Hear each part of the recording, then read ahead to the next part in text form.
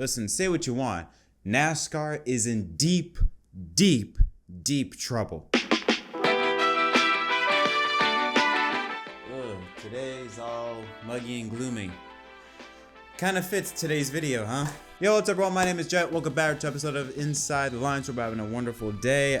Wearing a hat because hair looks like garbage, so we're gonna stick with a hat this time around. Today's not a good episode. To say I'm worried about the sport is an understatement. Now, some of you might think I'm overreacting, but I don't know. When we go over the things we have to talk about regarding NASCAR, the teams and the charters, things are, I don't want to say they're on life support or they're hanging by a thread, but we need to talk about this because this is a serious issue. This is bigger than the whole season itself. I mean, we're talking about the future of NASCAR, I think, in jeopardy. So we're going to reference two articles, one from JettMDK from the AP and the other from Ryan McGee from ESPN. They both posted articles within a day about NASCAR and the charter negotiations. Now, according to JettMDK from the AP, that NASCAR's most recent offer to the race teams was, quote, one of the worst offers that they have ever seen. And according to that article, the vibe within the race teams, it's the unhappiest it has ever been. That is very alarming to hear. Now, to understand why NASCAR teams feel that way, you have to understand what they want. These are the things that they want. Number one, most importantly, probably the biggest thing that they want is to make charters permanent. We have seen major investments from teams over the years. I mean, we've seen charters go from a couple million, a few million to now tens of millions of dollars. I mean, Motorsports bought $40 million for Live Fast Motorsports' charter. Front Row Motorsports, probably around 20 to 25 million for one of SHR's charters. 2011 also spent tens of millions of dollars to acquire a charter for the 45 team. So yeah, they've spent a lot of money, and the teams want their investment to be kept. They want their investment to be safe and not have it all go to waste. So makes sense why NASCAR teams want the charters to be permanent and not just have continue extensions. They want a permanent set in stone. They also want up to 45% of traditional new revenue. Now that is an increase from what, according to Ryan McGee's article, currently they're receiving 35% of the TV revenue pie. So they want upwards of 45% of traditional media revenue.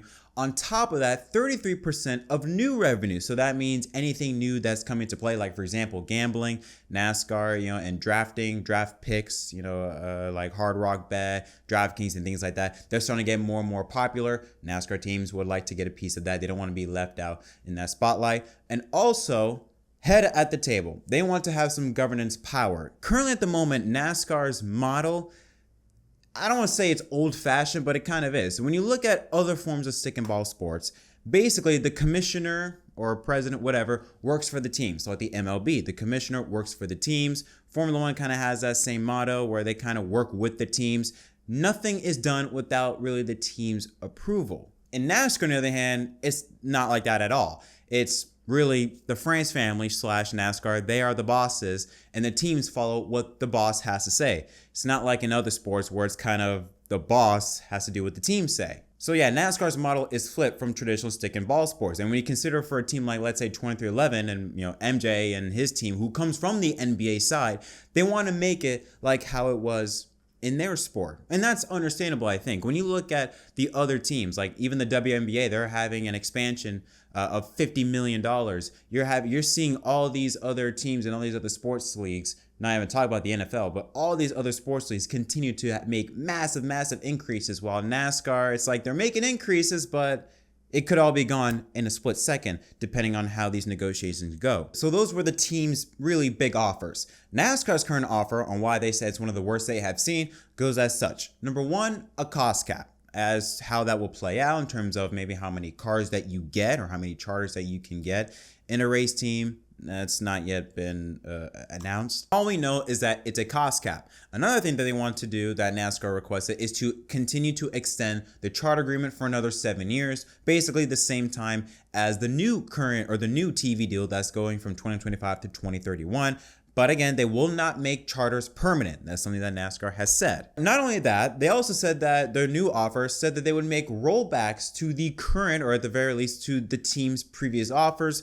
But the biggest one and the weirdest one is NASCAR / the France family having an equity or having a stake or even outright purchasing one of the charters themselves. Or like they would allow their private equity firms to buy into the charters, which, why? Why does NASCAR or the France family want to buy into charters?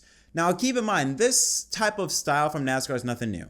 I don't want to say NASCAR has a sort of dictatorship type of, relationship, but it's almost like it's a take it or leave it type of thing. This is how we do things. If you like it, great. If not, you can leave. And this has been done since the beginning of time, that NASCAR has ruled with an iron fist, from Bill France Sr., Bill France Jr., and so on. It has not changed. And obviously with Jim France being Little Bill's brother, it's not going to change unless, you have something completely new up at the top. So they have always ruled with that type of mentality. But I mean, think about it. NASCAR, you already know the France family. Number one, you already own NASCAR. You own majority of the tracks. I remember, like I mentioned, that media revenue on how, the tracks get a big portion of that.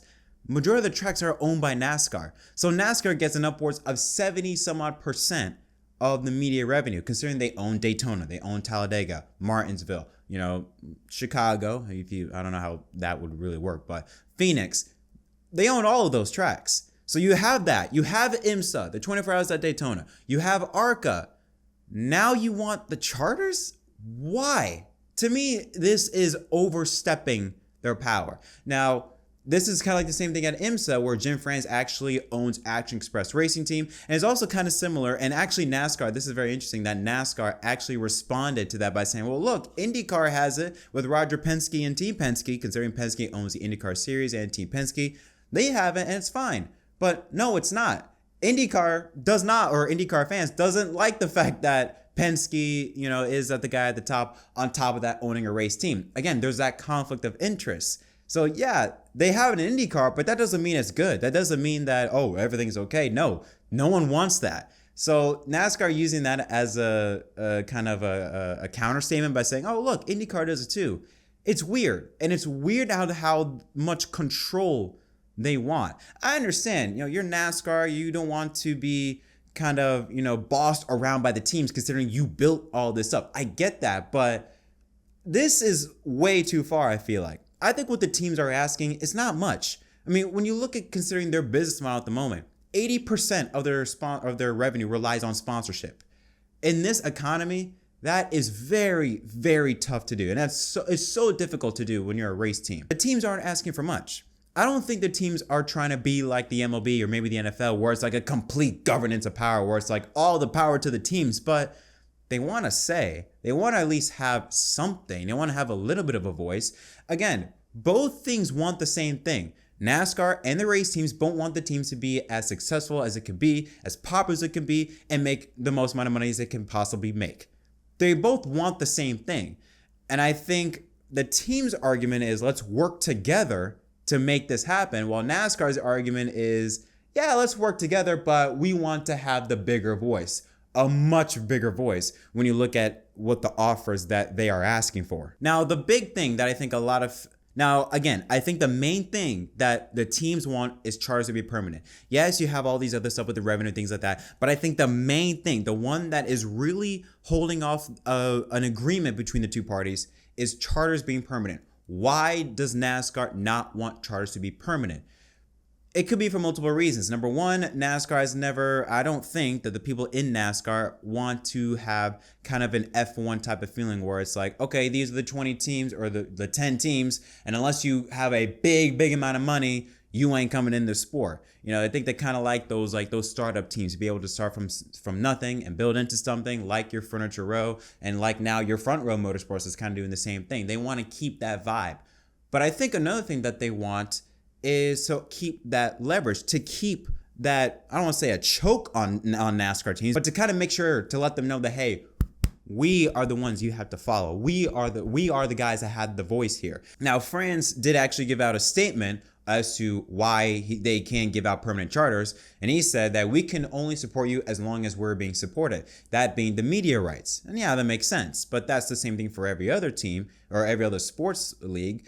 But also, in my eyes, it doesn't make sense, because this is 2024, not 1970. This isn't the 70s where it's like, guys, yes, we have a network to cover a race. This is 2024.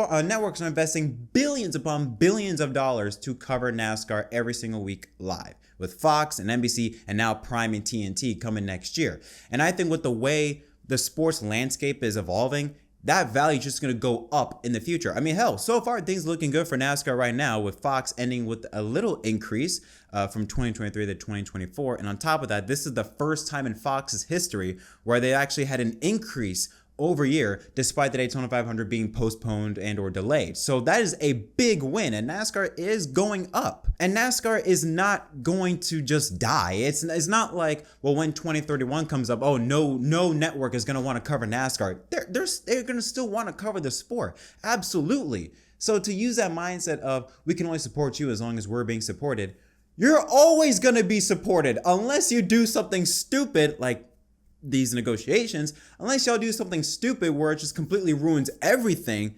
y'all are gonna get supported in some way, shape, or form. So I don't agree with that mindset of saying we can only support you as long as we're being supported, because you're always gonna be supported.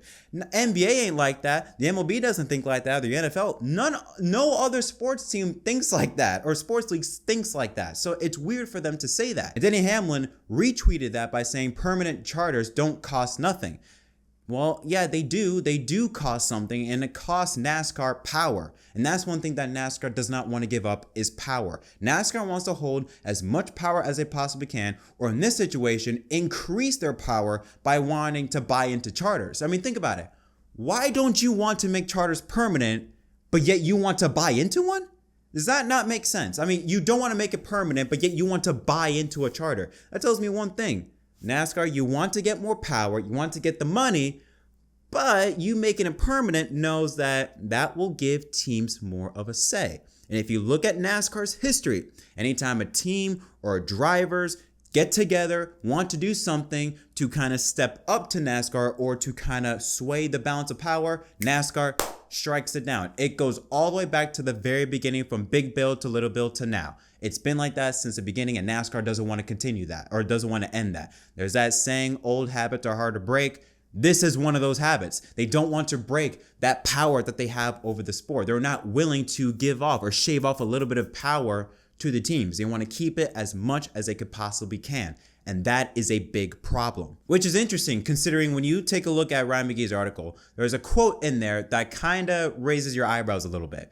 Ryan McGee asked the team president about this whole thing. And this team president, doesn't say who, responds by saying, none of us were happy with Brian France in charge. Understandable. And we used to say, what would it be like if Jim stepped in? Be careful what you wish for, because this is Bill Jr.'s brother after all. Yeah, I mean, Jim France, 80 years old, he has literally, I don't want to say been groomed, but he has, he's following the footsteps of what his brother and what his father are doing. He's just continuing that trend. So yeah, it makes sense why, he doesn't want to break that. He's used to being how NASCAR was. It doesn't want to break that trend. Again, I think the only way you could possibly break that is if you have maybe someone that's completely new, like maybe a Ben Kennedy, who I've always been very fond of, and I think could do a lot of good for NASCAR, because he's coming from a different generation, because he didn't really grow up, at least in that landscape, with Jim France and the older people of the France family that ran NASCAR, or someone that's completely outside of the France family, and that would be the case only if NASCAR were to get sold. Again, you have a sports league that doesn't want to give up power, wants to increase their power, wants to continue that tradition of, we had the final say, whatever we says goes, if you like it, great, if you don't, too bad. While the teams are kind of saying, listen, we understand that, but we're struggling here. We're struggling just to stay afloat. And when they have spent tens of millions of dollars on these charters just for it to go to waste, I completely understand the teams being absolutely pissed. I also understand NASCAR's side. I get it, kind of, but I kind of get it. As the teams have said, they don't want to boycott. They know that it doesn't work. You can have if NASCAR has Hendrick, Gibbs, Penske, all those drivers leave, all those teams leave, and you don't have the Kyle Larsons, the Chase Elliott's, the Ryan Blaney's of the world. Yeah, you can have the Daytona 500, but no one's going to watch. One of the big reasons for NASCAR's boom are the drivers, and the drivers aren't there. No one's going to watch. At the same time, if the teams go over and try and make a new team, it ain't going to work. Look at CART. Well, Kind of Kart had all the teams, didn't really go over that well. And it took about what, a decade, 11, 12 years for them to come back together. But that split killed open wheel racing, and it still affects it to this day. And the teams know that. NASCAR teams know that. That's why they don't want to do this. They don't want to boycott. They don't want to have to do this because they know it only does one thing, and that is kill the fan base. That's all it's going to do. There's no benefit in doing it. As much as I'm hopeful that there will be something that will be done by this, I don't know if something will be done. I don't know if something will be fixed by this, because there is also a division within the race teams. While the big teams like the Hendricks, the Gibbs, even the 2311s, Denny Hamlin has been the most outspoken I've seen of any owner on this. You look at other teams like Front Row Motorsports, who just bought a charter despite these negotiations going on. I think even maybe a Trackhouse team are also leaning maybe towards NASCAR, are willing to accept NASCAR's terms. So there's a divide between NASCAR and the teams, and there's a divide between the teams and teams. Overall, none of this is good because look at the date. It's June 11th. The expiration date is December 31st. That's when it ends. We have been having this discussion for 2 years now, about 2 years now. We've been having these discussions. I mean, yes, we could maybe extend it for another year, but 6 months is nothing. What the teams are asking is something that NASCAR has never done, and that is give teams power.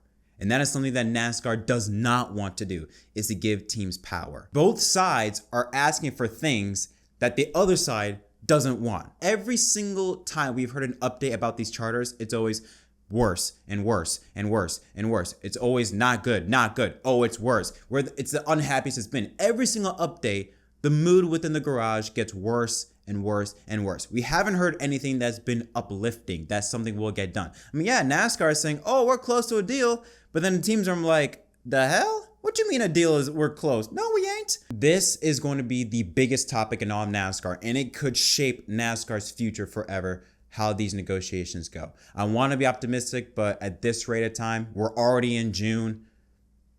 Times are ticking, and there's not a lot of time left to make a decision on what the future of NASCAR holds. But those are my thoughts. What are your thoughts? Let me know in the comment section down below. What do you think the future of NASCAR is going to look like on the charter negotiations? Just give me your full thoughts on this situation. I would love to hear it. Until next time, my name is Jett from MDK. Thank you so much for watching, and I'll see y'all next time. You can't tell me now about time. Do you know how many lines I done put down, vibes I done sent out? But we ain't here to dig. I love the market till they come red carpet the kids. Success still the target. Soon I'll be crossing that bridge, but can't bring everybody with me. Family only. I got some people think I owe a favor, barely know me. That's why my focus on the road. It's all I know. I see them sticking close to play the wall.